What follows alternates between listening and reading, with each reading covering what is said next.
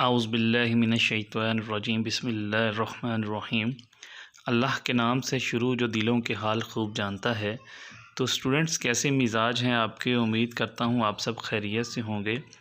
तो स्टूडेंट्स, जैसा कि आपके इल्म में है कि अल्लामा इकबाल ओपन यूनिवर्सिटी ने ख़िज़ां 2021 के जो इम्तिहान हैं उसके लिए मैट्रिक, एफ़ए और आई कॉम की डेट शीट जारी कर दी है। डेट शीट के मुताबिक मैट्रिक और एफ़ए का पहला पेपर 1 मार्च 2022 को है।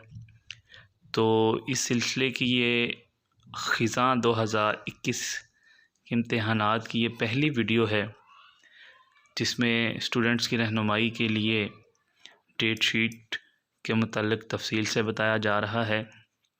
तो इसमें जो डेट्स हैं वो आपके सामने नज़र आ रही हैं। आपने अपने पेपर्स कोड के हिसाब से डेट शीट को चेक कर लेना है। जो टाइमिंग है पेपर्स की वो 2 से 5 बजे तक की है।